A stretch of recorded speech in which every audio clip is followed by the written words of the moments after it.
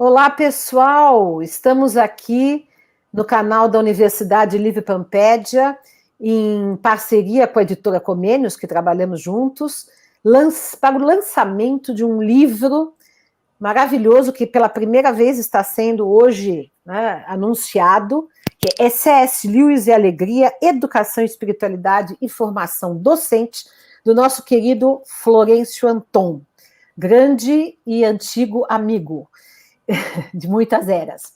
E nós estamos aqui hoje para entrevistá-lo, para comentar um pouco desse lançamento. O Florencio já é autor da Comênios, com outro livro maravilhoso aqui, que é o Partiste-me, Memória Narrativa, Educação para a Vida e para a Morte, que é um livro muito sensível, muito delicado, muito bonito, ao mesmo tempo científico e poético, sobre o luto por uma grande alma que eu também conheci muito, Sidney Rocha, e ele já faz 2 anos, né? Esse livro, 3, né?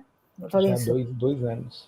2 anos. E hoje estamos lançando o C.S. Lewis e Alegria. Bem-vindo, querido Florencio. Queria que você começasse a comentar. O Florencio é pedagogo, é formado em pedagogia, é formado em enfermagem, tem formação em psicanálise, tem mestrado em educação. Este livro é o mestrado dele em educação, né? Gostaria que você contasse, em primeiro lugar, um pouco desse seu percurso, como que você chegou aqui a esse tema, né? Explica o que é esse tema, né? Eu não sei se todo mundo conhece o C.S. Lewis, mas dá uma palhinha aí para a gente. Né? Eu quero em primeiro lugar, lhe agradecer, Dora, pelo espaço cedido de reflexão, de construção de ideias em torno desse nosso segundo esforço de disseminação de propostas de reflexão em torno da espiritualidade, em torno da multidimensionalidade humana, que na minha vida começou a se estruturar desde muito pequeno, porque eu tive uma influência por parte da minha avó, que era uma mulher muito espiritualizada, muito grande. Minha avó costumava orar e obviamente, aquela vivência despertou em mim uma série de curiosidades que foram amadurecendo e, de certa forma, culminaram nessa dissertação de mestrado, nessa pesquisa em torno da pessoa do professor e filósofo C.S. Lewis, e que, sem sombra de dúvidas, vai continuar junto ao nosso projeto de doutorado em torno da espiritualidade como um saber ou como um discurso do sujeito coletivo, e, nesse caso, os sujeitos serão os pedagogos que atuam na formação docente. Esse nosso interesse maior foi se dilatando na segunda formação, na segunda graduação, a graduação em enfermagem, com a influência do professor Dr. Franklin Santana Santos, com a aproximação do meu coração, das minhas ideias, às propostas libertadoras da Comênios, da Associação de Pedagogia Espírita do Brasil. Inicialmente, nós intencionávamos fazer uma pesquisa em torno da educação para a morte, mas, por força de uma disciplina como aluno especial, lá na Escola de Enfermagem da Universidade Federal da Bahia, sob a batuta da professora doutora Tânia Menezes, eu percebi que havia uma lacuna muito grande, uma lacuna em termos de pesquisa científica, junto à questão da espiritualidade no cuidado de enfermagem. E das nossas leituras, das nossas reflexões, nós fomos percebendo que grande parte dos enfermeiros que eram pesquisados afirmavam que a academia e os professores, por consequência, não lhes ofereciam oportunidades de dilatação de estudos em torno do cuidado espiritual de enfermagem, em que pese o fato de que a enfermagem, como profissão de saúde, talvez seja a única que oferece possibilidades de diagnóstico em espiritualidade prejudicada e técnicas, digamos, de cuidado a essa espiritualidade. Para você ter uma ideia, para os nossos amigos que estão nos assistindo terem uma ideia, o nosso manual de diagnóstico nos oferece 5 possibilidades diagnósticas em espiritualidade e uma gama de possibilidades de intervenção. Então, o que é que eu pensei? Bom, se a academia ela não está, digamos, dilatando espaços de reflexão, processos de construção do conhecimento em torno da temática, deve fazê-lo por algum motivo.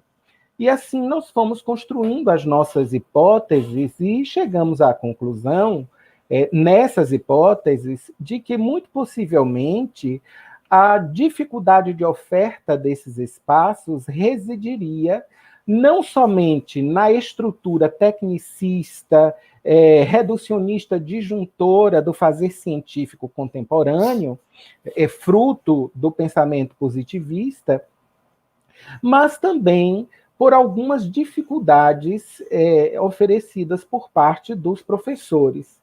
E aí eu imaginei, puxa, seria interessante, então, nós pesquisarmos a espiritualidade dos professores de enfermagem.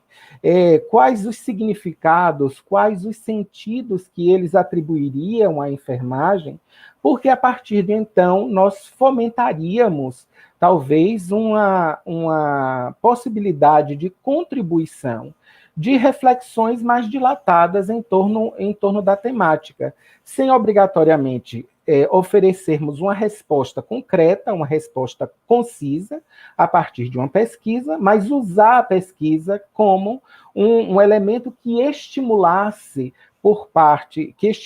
na comunidade acadêmica essa reflexão sobre a urgência de retomarmos um cuidado integral de enfermagem. Aí eu fiz o projeto, construí o projeto. O projeto tinha como tema a espiritualidade do professor de enfermagem, uma análise de narrativas, e encontramos, na verdade, o método autobiográfico de uma forma assim, muito feliz, porque se a proposta do trabalho era uma proposta de questionamento do modelo tecnicista disjuntivo, redutor disjuntivo do fazer científico, naturalmente que nós precisaríamos de uma metodologia que viesse, de certa forma, repensar, ressignificar esse nosso modo, digamos, de pensar o fazer científico. E o método autobiográfico surgiu como essa feliz oportunidade. Ele tem como um dos grandes objetivos a retirada de aprendizados das histórias de vida, das narrativas de vida dos pesquisados. Foi um método porque aí dá uma voz à subjetividade. Né? Exatamente. Dá uma voz à subjetividade. Quer dizer, que vem trazer uma cor humana, né? À pesquisa científica. Né? Exatamente. E assim, é um método extremamente questionado. No entanto, vários autores, como Ferrarotti, como Eliseu Clementino, vão nos afirmar que os aspectos heurísticos deste método confirmam-no como verdadeiramente um caminho de se encontrar verdades provisórias no campo da ciência. Portanto, se constitui efetivamente como um método. Mas, afinal, né, depois do seu trabalho, ficou sem menção praticamente à enfermagem, né? Ficou só no campo da educação. Exatamente. Aí o que é que aconteceu? Nós aplicamos o projeto e parece-nos que houve um problema na plataforma de informática e a minha inscrição em enfermagem, no mestrado de enfermagem, não foi homologada. Eu sou um indivíduo muito apressado e eu tenho sede, digamos assim, de conhecimento. Você já me conhece. Eu gosto, de fato, de pesquisar e senti que não deveria passar mais um ano sem iniciar o nosso projeto de pesquisa. Aí eu apliquei o mesmo projeto no processo seletivo do mestrado em educação do Centro Universitário Adventista de São Paulo, UNASP, lá da região de Campinas. E assim, eu não tinha, confesso a você, que eu não tinha muita esperança de passar, de ser aprovado naquele processo seletivo. Mas o fato é que eu apliquei, fui aprovado, e começamos a estudar as disciplinas obrigatórias. O orientador foi escolhido, o professor Milton, o coordenador do grupo de pesquisas em Filosofia e História da Educação. Só que o que é que aconteceu? No meio desse caminho, o colegiado, ao avaliar o meu projeto, entendeu que o projeto não apresentava aderência às linhas de pesquisa do mestrado. E isso foi um susto muito grande para mim, porque eu já havia cursado, se eu não me engano, 2 ou 3 disciplinas obrigatórias, e aí recebo essa notícia de que eu deveria reescrever o projeto. Então, quer dizer, a vida lhe chamando para a educação, né? Porque você tem duas faculdades de pedagogia, de enfermagem, mas na hora do mestrado foi chamado para a educação. Fui chamado para a educação. E, na verdade, foi muito bom pelo seguinte, porque no campo da saúde tem muito mais trabalhos sobre espiritualidade do que na educação. Muito mais, né? Então, são muito bem-vindos todos os trabalhos que se façam no campo da educação e espiritualidade, porque são raros, né? Em diante dos da saúde, são muito raros, né? É verdade. Bom, mas aí o que é que aconteceu nesse processo? Eu havia dito na seleção que quem se aventura pelos campos da educação precisa estar preparado para as incertezas. E aquele era o meu momento da incerteza. E eu precisava demonstrar, de certa forma, isso, talvez por uma questão de honra. E aí eu fiquei pensando, meu Deus, como é que eu vou reescrever essa pesquisa? Então me lembrei de que na disciplina Educação e Contemporaneidade, o professor havia me apresentado, entre vários outros filósofos modernos e contemporâneos, o filósofo C.S. Lewis. E trouxe-me algumas informações interessantes que eu poderia, de certa forma, me utilizar como um gancho para a construção daquele novo projeto. Bom, ele me apresentou o livro Surpreendido pela Alegria, que é uma autobiografia de C.S. Lewis que versa... E que você já queria fazer com o método autobiográfico. Com o método autobiográfico. E então, a autobiografia de C.S. Lewis é praticamente uma narrativa da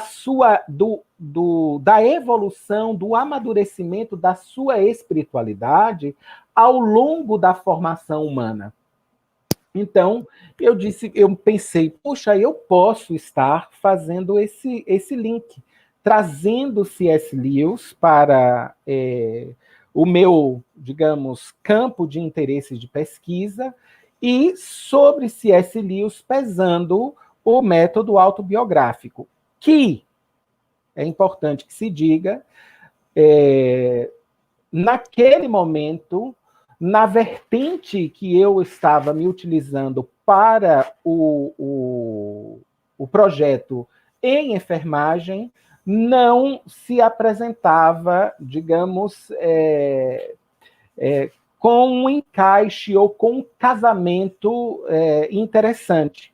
Então, eu tive que buscar na literatura mais informações, e assim eu me encontrei com uma vertente ou uma perspectiva do método autobiográfico trazida por um sociólogo chamado Norman Denzin, dos Estados Unidos.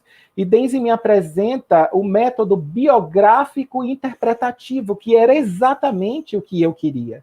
porque, em verdade, eu queria interpretar as narrativas de vida de C.S. Lewis para poder retirar os significados e sentidos da sua espiritualidade, fazendo um link, obviamente, com a educação e com a formação de professores. Aí, o Denzi me trouxe essa proposta, nós passamos a retirar do livro, da autobiografia de C.S. Lewis, uma série de conteúdos, que o próprio Denzi chama de epifanias, que são momentos que revelam, digamos, situações de mudança de vida, situações porque de esse livro vida. narra a conversão dele, né, também ao cristianismo, né? Porque ele era ateu, não é? Ele era ateu. Só para situar as pessoas que não conhecem, não estão muito familiarizadas, o C.S. Lewis é autor daquela série da Nárnia, né? Daquela série infantil, que é cheia de simbolismos, né? Cristãos, inclusive, e ele é um autor que é lido por protestantes, por católicos, ele próprio era anglicano, né? E acho que era anglicano mesmo, né, Florencio? E anglicano, e é lido por católicos, protestantes, espíritas, e ele teve uma trajetória, né, do ateísmo ao cristianismo. E nesse livro é que ele narra essa trajetória. E ele próprio era professor também, né? Exatamente, esse é um ponto importante. A nossa pesquisa sobre C.S. Lewis centrou-se na formação humana, na espiritualidade, na formação humana do professor. Não é? Uma coisa que nós gostaríamos de falar ainda sobre a história de Lewis. O que me chamou a atenção, em verdade, foram as suas vivências subjetivas em torno de algo que ele chama alegria e que muitos pesquisadores poderiam chamar de espiritualidade intrínseca. Seria aquele chamado, digamos, interno para uma reconexão com algo que foi perdido e que as religiões, por exemplo, podem chamar de Deus, de Alá, de Jeová, causa primária de todas as coisas, o grande arquiteto do universo. O fato é que a alegria em si, para Lewis, funcionou como esse chamamento, como esse momento de insights constantes que o estimulavam a buscar algo externo a ele, mas que também subjazia na sua interioridade. E assim nós fomos desenvolvendo, enfim, a nossa pesquisa, aproximamos as narrativas biográficas de Lewis às perspectivas da filosofia hermenêutica, ao paradigma compreensivo da hermenêutica, isso tudo, Dora, para poder fortalecer o nosso trabalho no que diz respeito à questão do método científico. Porque, às vezes, nós, os cientistas, quando avaliamos os objetos que nós queremos conhecer e os métodos, digamos assim, que nos utilizamos para conhecermos esses objetos, tendemos a fazer surgir uma gama de preconceitos, de limitações conceituais, de perspectivas de atuação, de modo que, numa sociedade voltada para a calculadora, para o produto, para o consumo, que fomenta um tipo de fazer científico baseado única e exclusivamente na laboratorização, na experimentação, na quantificação, na estatística, pensar, digamos, num método tão subjetivo como é o método autobiográfico, como sendo um método válido, seria talvez muito difícil para uma gama de colegas que fazem a ciência. Então, nós aproximamos a filosofia hermenêutica de Ricoeur ao método biográfico interpretativo de Denzin para poder solidificar ainda mais a nossa metodologia e validar o nosso trabalho. Então, nós resgatamos, e já passo para você, nós resgatamos um tipo de sistematização metodológica baseada em um conceito que Eliseu Clementino de Souza, que é um professor daqui da UNEB, chama de leitura em 3 tempos. Nós fizemos uma leitura de pré-análise, levantamos, digamos, dados sociais do C.S. Lewis, identificamos C.S. Lewis dentro do nosso trabalho, estabelecemos algumas categorias, e obviamente eu não vou estar aqui trazendo conteúdos mais aprofundados do livro, porque a gente quer que as pessoas adquiram, nós estamos aqui somente fomentando, trazendo, melhor dizendo, pinceladas sobre o que nós escrevemos para despertar o desejo das pessoas de aprofundarem um pouquinho mais a sua leitura. E dessa leitura de pré-análise, nós partimos para as leituras temáticas e depois uma leitura uma leitura interpretativa compreensiva. Você queria falar, Dora? Não, eu queria dizer 2 coisas. Primeiro que, embora você esteja aí decodificando toda a metodologia usada, o livro é bastante acessível, não é aquele texto pernóstico, hermético, que não se entende, né? É muito bem escrito, né? Não, porque às vezes é problemático, as teses acadêmicas acabam se tornando muito distantes de um leitor comum, né? Então, é bem escrito o livro, é bem digerível, sem perda de consistência e profundidade.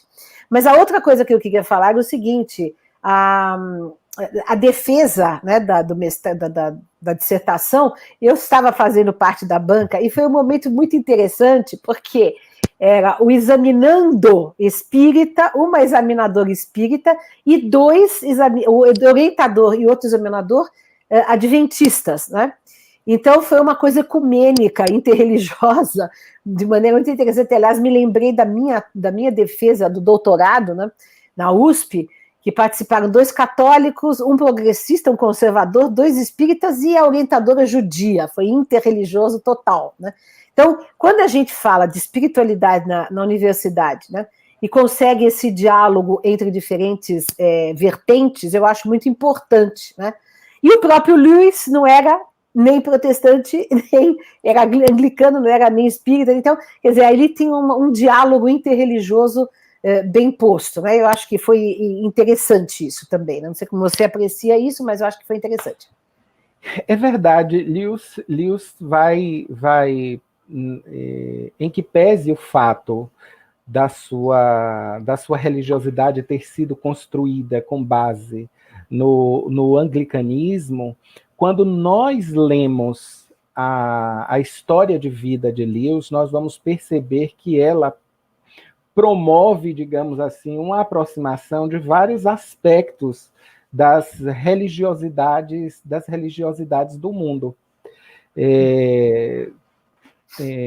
tornando mesmo a espiritualidade de Lewis uma espiritualidade que possibilita diálogos diversos com os mais distintos, digamos assim, campos da religião. E uma coisa muito engraçada, Dora, é que alguns dos nossos colegas que tiveram acesso ao conteúdo da nossa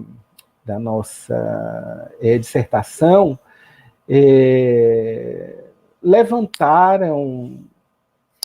levantaram algumas considerações a respeito do fato de que Lewis era, digamos assim, fechado às questões da transcendência, às questões da imortalidade da alma. E foi exatamente o contrário, porque eu me encontrei com os conteúdos de McGrath, que é um dos biógrafos de C.S. Lewis, que nos relata uma experiência transcendente de Lewis quando estava próximo da sua própria morte, em que Lewis disse: se eu soubesse. Ele murmura essa frase olhando para o nada. Obviamente que nós podemos ter uma série de interpretações a respeito disso, né? Nós, os espíritas, de uma forma talvez muito tendenciosa, poderíamos aventar a possibilidade de que ele estivesse fazendo alusão à questão da imortalidade da alma por uma possível aproximação de alguém ou de uma consciência extracorpórea que porventura estivesse por ali. Mas o fato... Diga. Não, eu ia falar o seguinte, para vocês assistirem um filme maravilhoso que tem sobre o Lewis, que é Vestígios da Sombra, com o Anthony Hopkins fazendo o papel do Lewis, né, já velho, né, que ele tem um romance tardio com uma mulher, e a mulher morre. É muito bonito esse filme, é de uma delicadeza muito, muito grande, e baseado inteiramente na biografia dele, né? E é justamente nesse momento de muita dor que ele atravessa, né? Então, é interessante. É verdade. E em verdade, nós podemos explorar a vida de Lewis no sentido educacional sob diversas perspectivas. Inclusive, quando nós analisamos os seus momentos iniciais, no que diz respeito à questão escolar, nós perceberemos muitas das suas narrativas trazendo críticas significativas e críticas muito importantes à questão da verticalização, da hierarquização estabelecida entre aluno e professor, e poderia, inclusive, ser explorado sob essa perspectiva, nos seus momentos iniciais. Mas, enfim, nós estamos aqui para falarmos da espiritualidade de Lewis. Se a nossa pesquisa encontrou algo muito interessante no que diz respeito às estruturas que Lewis construiu para significar e dar sentido à sua espiritualidade. Então, em Lewis, a espiritualidade assume uma estrutura ontológica, uma estrutura sociocultural, uma estrutura conectiva, uma estrutura ética e estética. A primeira, a ontológica, a gente percebe que ele vai fazer reflexões sobre si mesmo. Se utiliza da espiritualidade para resgatar o sentido de viver. E como um instrumento que o ajuda a compreender a sua afetividade. Na estrutura sociocultural, a gente percebe que a espiritualidade em Lewis assumiu um lugar de dinâmica histórico-social, que permitiu a construção de representações psíquicas em torno da fé.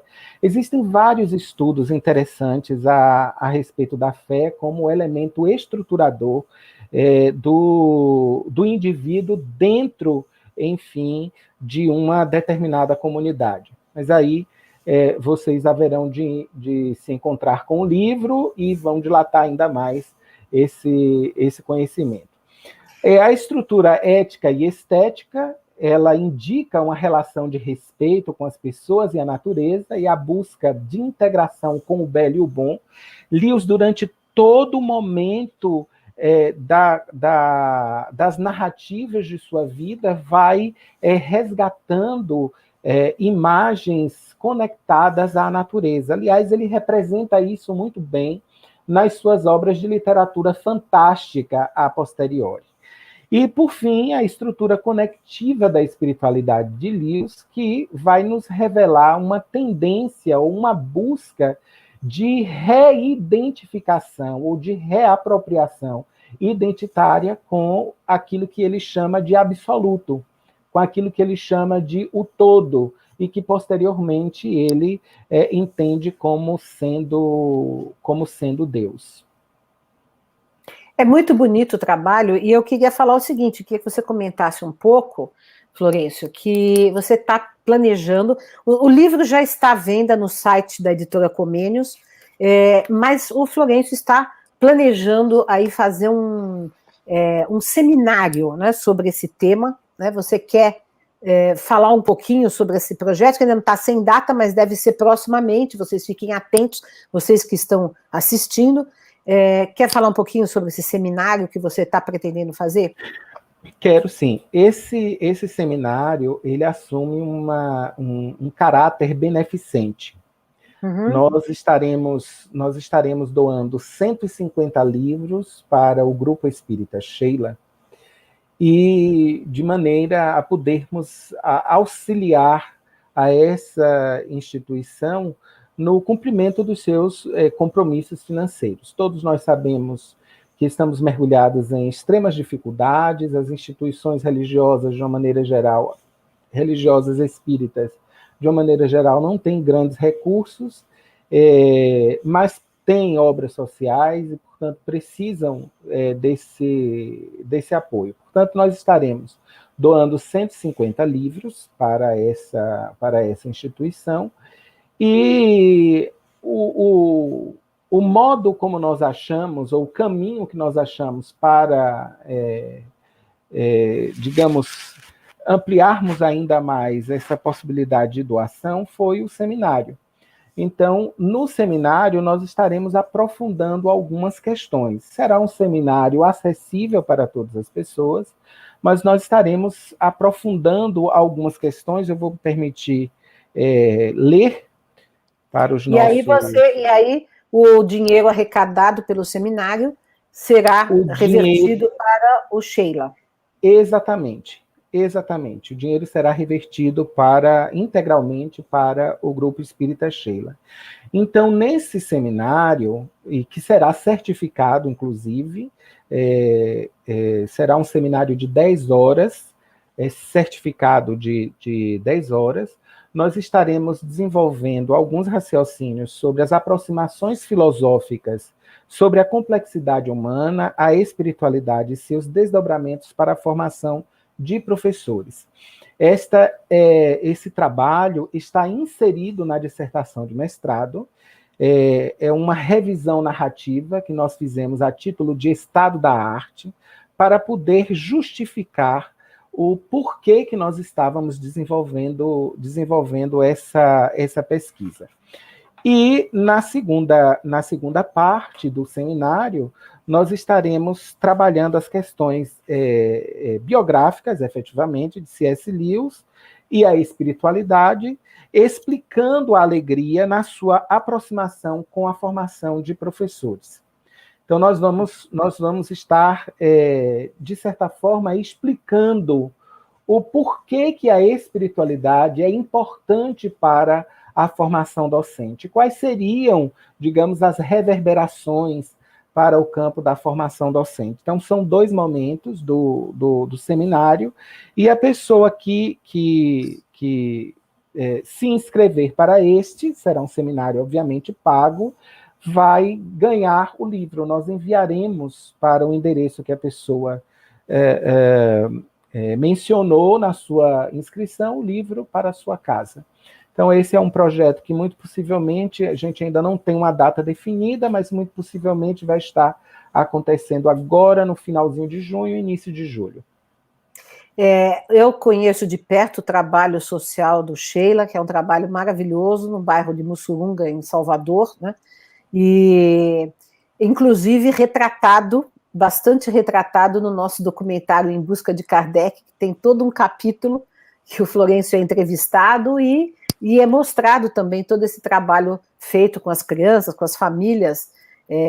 Então, é um trabalho de muita beleza, porque não é uma coisa meramente assistencialista, tem um trabalho educativo, tem um trabalho humanitário, né, muito importante. Então, e o tema também interessa a todos, porque a nossa militância há tanto tempo, né, de introduzir a espiritualidade na educação, né, de tratar a espiritualidade na educação. Então, por isso que nós estamos também identificados com esse projeto. A editora está publicando o livro. Nós vamos também, quando for anunciado o seminário, divulgaremos também junto, né, apoiaremos tanto a Universidade de Pampédia quanto a editora Comênios. Aliás, o link também da editora Comênios, que dentro de alguns dias deve inaugurar um novo site, já está aqui embaixo no nosso vídeo, né? Nós já estamos chegando no fim. O que você gostaria mais de dizer, Florência? No final, eu vou ler aqui um poema. Eu gosto sempre nas lives de ler um poema. E eu escrevi um poema para a dissertação. Eu tenho uma característica, assim, muitas vezes eu faço parte de bancas e eu faço poemas, em vez de arguir de maneira dura, como tanta gente costuma fazer, eu faço poemas sobre o trabalho que foi feito quando eu acho que merece, né, também, quando eu acho que é inspirador, né? E esse trabalho foi inspirador, então eu fiz um poema. No final eu vou ler o poema, mas eu quero que o Florencio, por favor, fale mais alguma coisa que você queira a respeito desse trabalho, como é que você está se sentindo com essa realização, como que você encara essa contribuição que você está dando.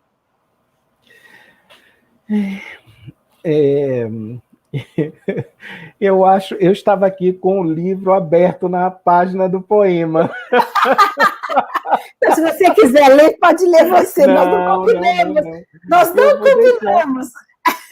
Não combinamos, de fato. Não. Que coisa muito curiosa, né? Eu penso...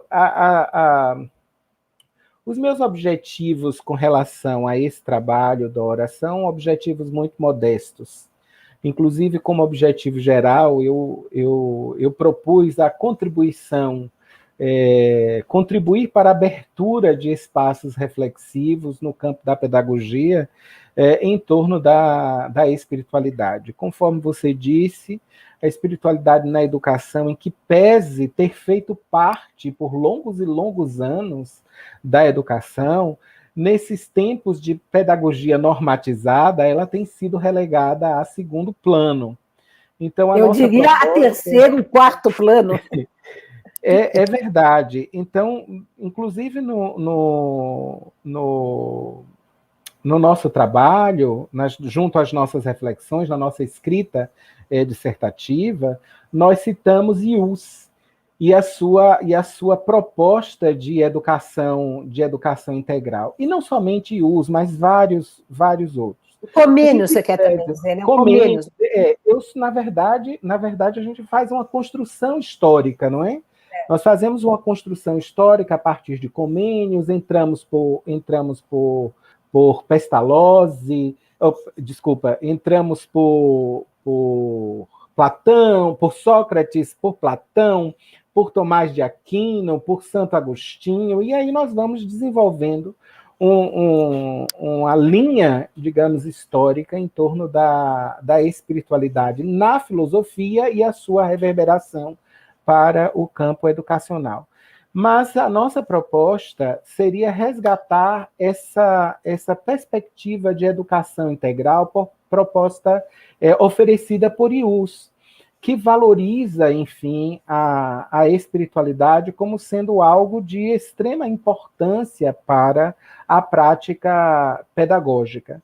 Então, os nossos objetivos são esses, o de fomentar espaços como esse que você me proporcionou hoje, de estarmos refletindo a espiritualidade na educação, a espiritualidade como elemento constituinte da humanidade do professor e, por consequência, oferecendo reverberações para o campo, não somente da sua formação humana, mas também da sua formação docente.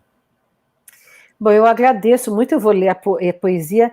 Em tempos pandêmicos, a gente só pode fazer lançamentos online, né? Senão nós estaríamos tendo um coquetel, né? Abraços, autógrafos, beijos, faríamos na Bahia e faríamos em São Paulo, mas, infelizmente, só podemos fazer à distância. Esperamos vencer esse momento tão difícil que nós estamos atravessando, histórico no Brasil e na humanidade, né?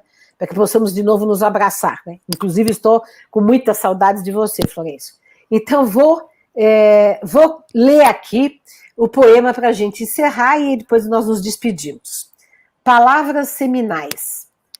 O absoluto se insinua na palavra, concretizada em ciência, uma ciência humana, aclarada pela didática da alegria. De epifania em epifania, adentramos na intimidade dos seres, dos saberes, e na eternidade do ser dos seres. Sempre presente, sempre distante, semeando a beleza constante, o sentido vivo, a verdade fulgurante. E caminhando entre as páginas que se tornaram acesas, vai se delineando a educação integral, humanista, espiritual, necessária, libertadora, de um mecanicismo estrutural. Ideias fulgem, palavras acordam, roteiros se abrem, luzes lançadas por mãos esforçadas num trabalho seminal. Então, esse foi o nosso poema em homenagem ao trabalho do Florencio. Gente, ficamos aqui. Por favor, aproveitem e se inscrevam no nosso canal da Universidade de Pampédia, né? Para que vocês possam receber as notícias, as publicações que nós fazemos aqui, as nossas lives. E agradecemos muito a você, Florencio, por fazer parte dessa nossa proposta aqui, para a gente fazermos essa parceria tão amistosa e espiritual. Eu é que agradeço, Dora. Um grande abraço a todos, então, e ficamos por aqui.